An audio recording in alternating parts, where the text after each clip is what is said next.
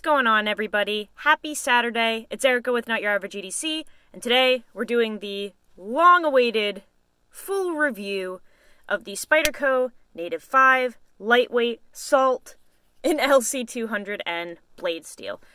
Real quick, I am sorry for the awkward lighting and position and everything. I have nowhere to record other than in my truck, and the windshield is too hot to put the phone on right now. It'll burn out the battery. So you are propped up currently on my center console, and I have the seat down, and I'm just sitting in my truck recording the review because that's just how we do things. So, sorry for the awkward angle here, but we're just going to get into it. So, if you guys have been watching the channel for any period of time, you know that my reviews are only done after a full month of consecutive carry with a knife. So, I will not give a review on a knife, and it is not a full test, in my opinion, unless I've carried it for an entire month, every single day, used it all day, every day, for 30 days. So we have been carrying this for the entire month of April, did not take a break. We're going to do a quick recap and then give the, the final thoughts. So right off the bat, when I got this, just from looking at it, I was a little nervous that the ergos on this were not going to be ideal. It's a very boxy looking knife, especially in the handle area. It's very rectangular looking. You have some pretty sharp looking corners, and just at first glance, it doesn't look like the most ideal knife in terms of ergonomics. However, it's the most comfortable knife ever.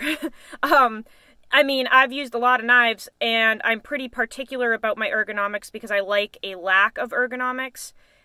This is so dang comfortable. Nothing that I was concerned about actually affected anything. So, very comfortable using the choil up front. Very comfortable if you are not using the choil. It was equally as comfortable with the stock clip as it is with this deep carry clip. I just switched it over because I felt a little more secure with this type of clip as opposed to the stock one. Ergonomics are some of the best I've ever had.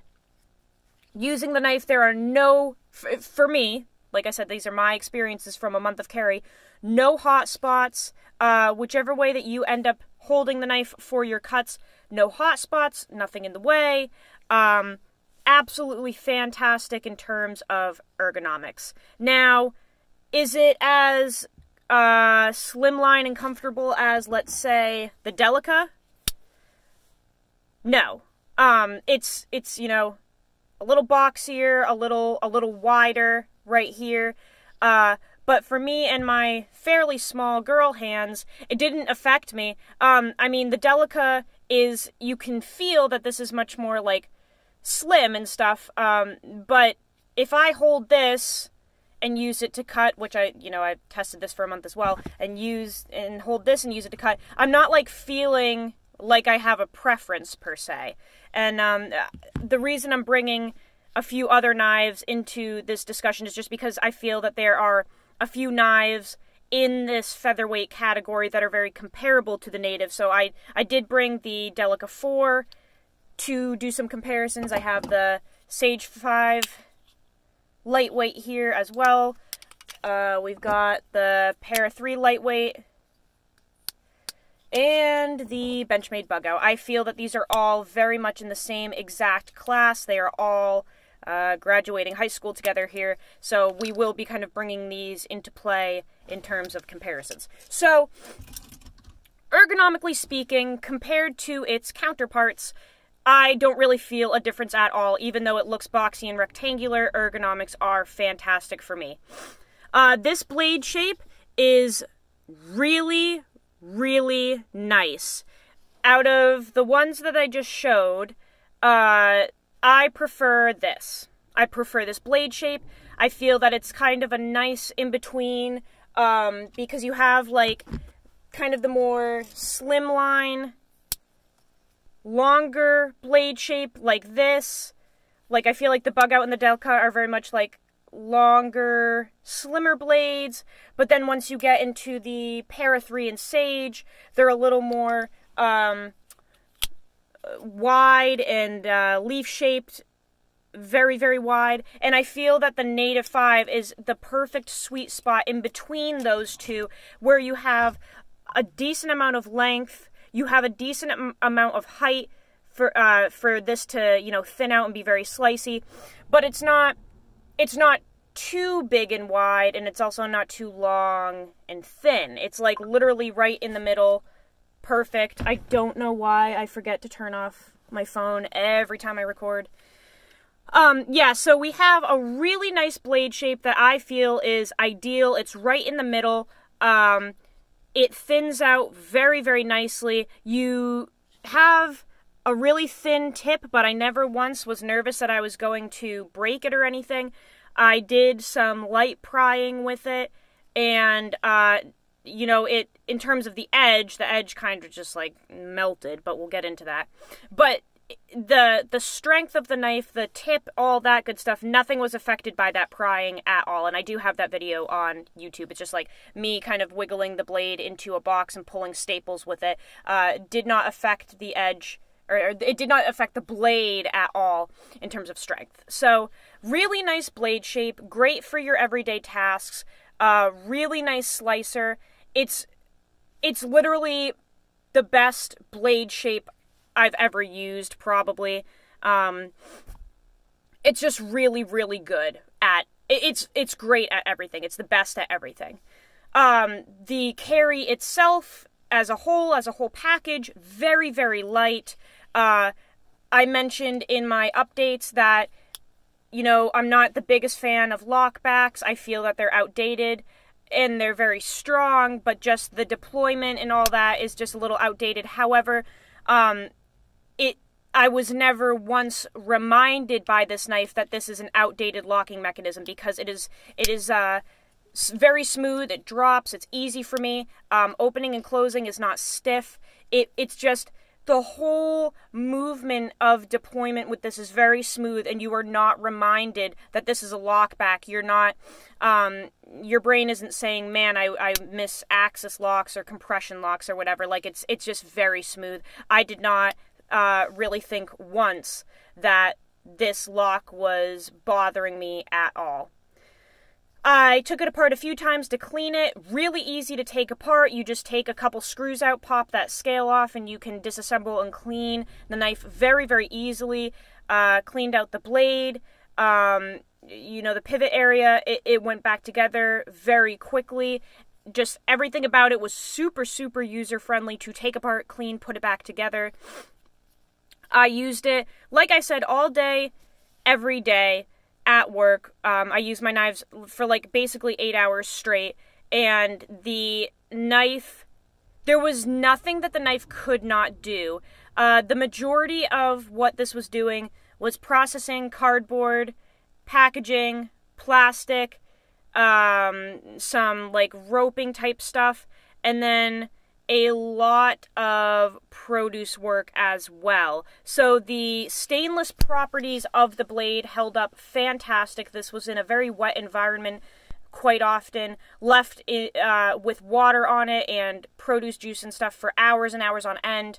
Did not rust. I had mentioned in a prior video that we had just the tiniest speck of rust that began kind of on the blade tang. You can't see it at all, but in here, when I took the blade out to clean it once, I noticed there was a tiny little speck of rust on an unfinished area of the knife.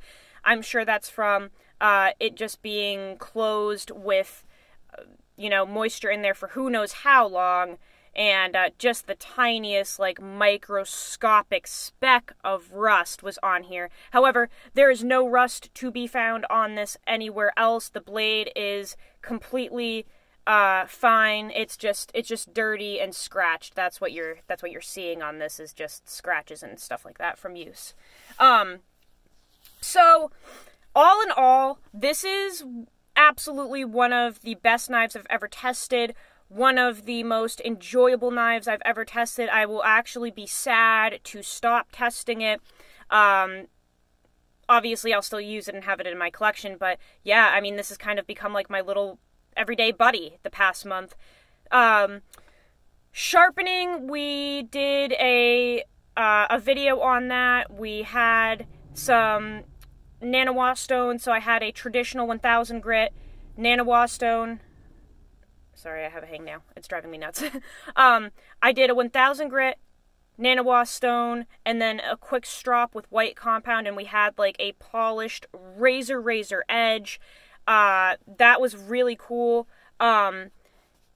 The factory edge that it came with, I had mentioned in that video, was pretty uneven and a little rigid, so it took some time to remove that factory scratch pattern and put a fresh edge on. However, the sharpening itself was beyond easy. It just took a little bit of time because we were given kind of a rough factory edge. But the sharpening itself for the LC200N steel is a breeze. It is so easy to create a burr, flip it over, create another burr, remove the burr, apex, all that good stuff. Very, very, very easy to work with. This steel is like so user-friendly, and if you're getting into sharpening or you're not very good at sharpening, LC200N is a breeze to take care of. Very comparable to 154 cm. Very, very comparable. It felt like I was working with 154 when I was sharpening and taking care of this knife. It was really easy. We did a second sharpening recently as well, where I put like a crazy polished edge on this just for testing purposes, to kind of like mess around. I had dented the blade and rolled it pretty good, which I will explain in a minute, but I had really messed up the edge pretty good, and I did another whole progression of sharpening, but different this time. So the first time we did the 1000 grit stone and the white compound strop. The second time I sharpened, the second and last time, I only did 2 sharpenings the entire month.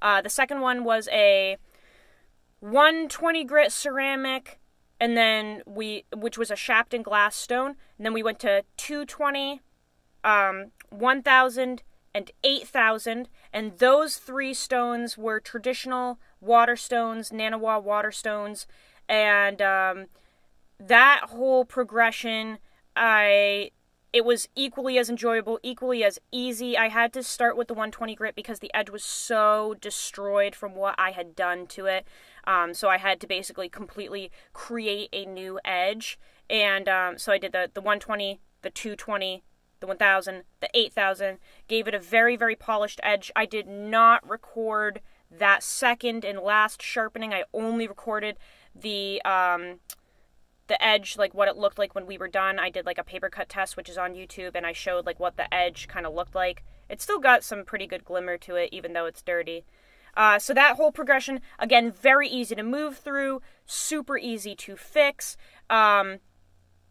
And I do believe that if I had not ruined the edge, I probably could have gone the entire month without sharpening this, and it still would have been very sharp and had a very good working edge. I genuinely do believe that. I sharpened it for testing purposes, of course, because that's a huge part of this whole thing. But I genuinely do believe that as hard as I was using this knife, if I had gone the whole month without sharpening it, it would have still been slicing clean through paper at the end. I really do believe that. That's how good this steel is. That's how easy. That it's just so easy to keep this knife at a working edge, even if you're not doing anything. It just does it itself.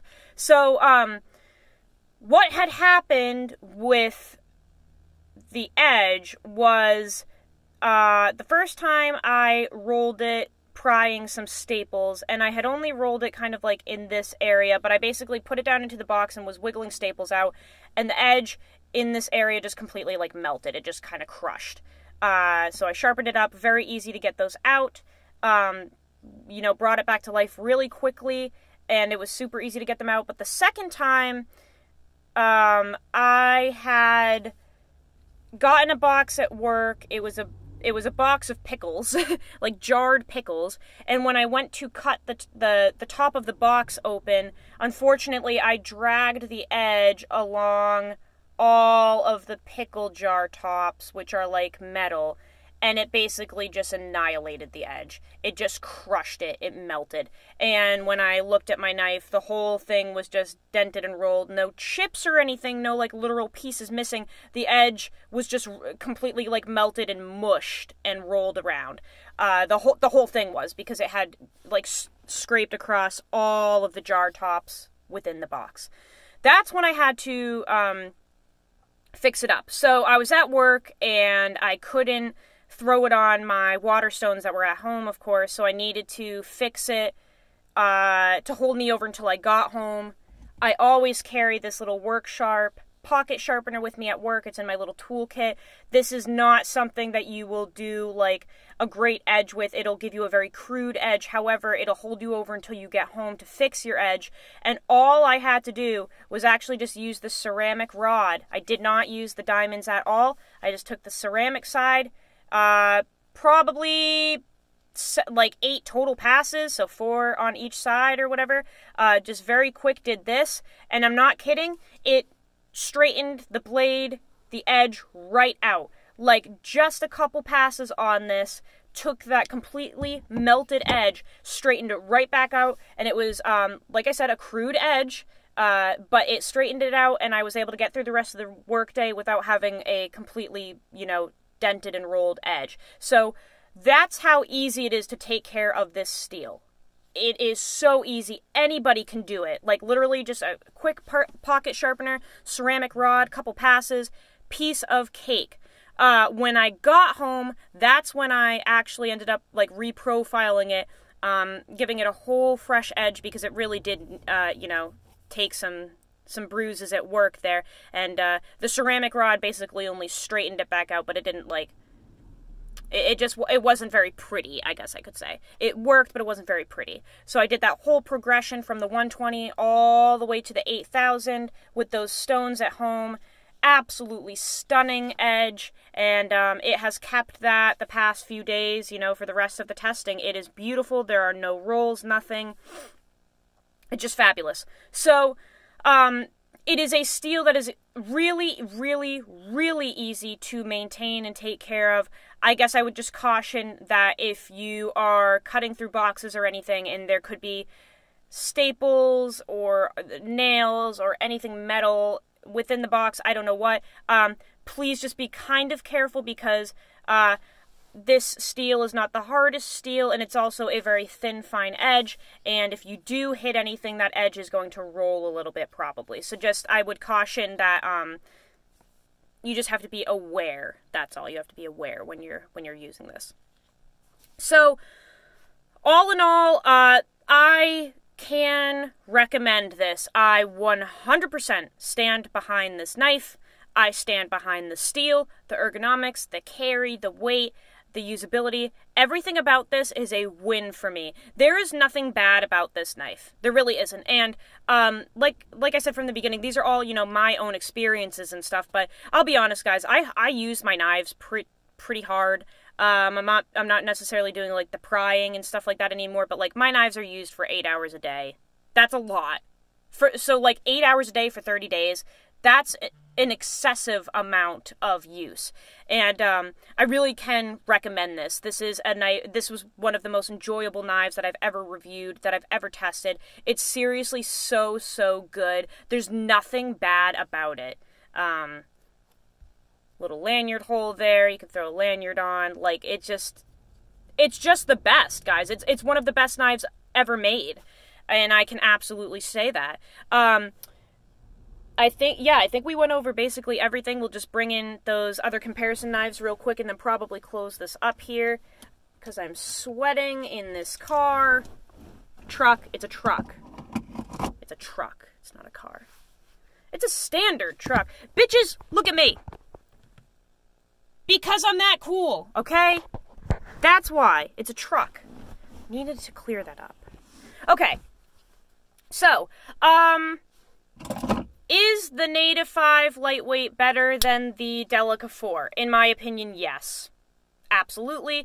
The lock is easier to, disengage and stuff on the Native, and I just really like that forward choil I really enjoy that, and I really like the blade shape over the Delica 4. So if we were to compare these two, which one do I like better?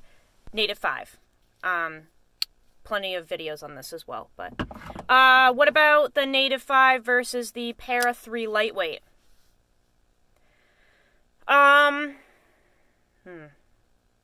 Probably Native 5 again. I do like the compression lock.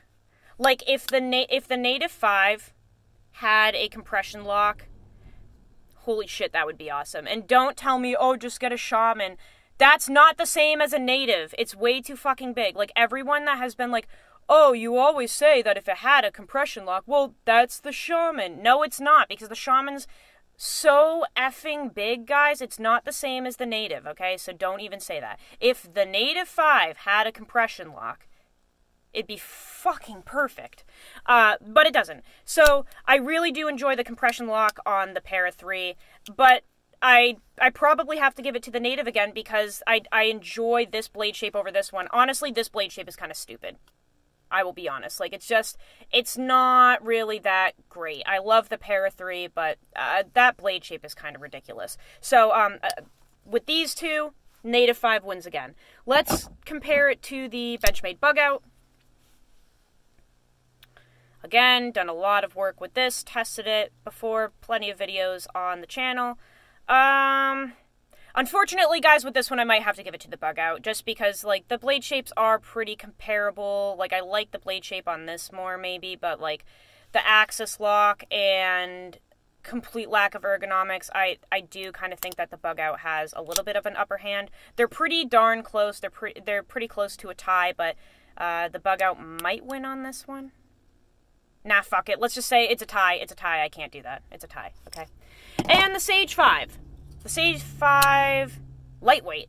I tested the Sage 5... No, I tested the Sage 3 many years ago before I had a YouTube channel. I think it was the Sage 3. It was the bolt action one by Blackie Collins or whatever with blue G10 scales.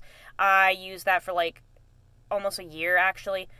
So I have a lot of experience with the Sage series, even though I just got the Sage 5 lightweight. The Native 5 wins on this one because I do believe that the Sage is just... It's like a little too much with the ergos. Like, I like the blade shape. The ergos are just a little more constrictive, in my opinion. It works for my hands, but I feel like it's not going to quite work for everyone. And I'd probably have to give it to the Native in terms of ergonomics. Really cool blade shape on the Sage. The lighting in here is so terrible, I'm sorry.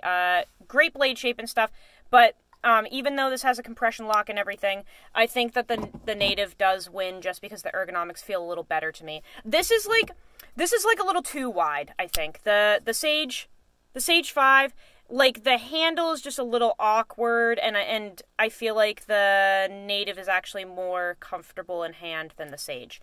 So, compared to all of its high school friends, the Native basically was voted most popular in the yearbook. It is also the prom king and queen, which are, with, you know, whatever gender it decides to be.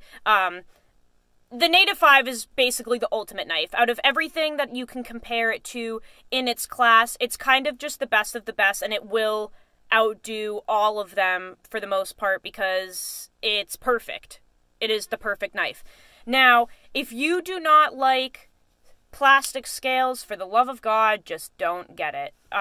Because the emphasis on the squareness of it is stronger in the plastic one. I used to have the G10 one, and it felt better quality. It felt sturdier. It just felt better. I hated it because I actually really like plastic knives and I like lightweight knives. So, like, for the normal person, the regular Native and G10 will probably be the best bet if you are picky about plastic scales and stuff. But I like the lightweight way better because I love FRN knives and I love lightweight knives, and I actually really enjoy the feeling of these plastic scales. But if you are picky about that, I would probably just look into the G10 one, because I do think that will be a, you know, a bummer for some people. I don't think that they will like this. But all in all, it is one of the best knives ever. I loved testing this. LC200N is absolutely one of the best steels I've ever used. I highly recommend it. I did toothy edges, I did polished edges, because it came with like a very toothy factory edge, which I used for quite some time, like 2 weeks. And then I put those 2 different polished edges on, and both of them performed fantastic. So, it's just a winner. It's an absolute winner. I have nothing bad to say about it. I am obsessed with this knife.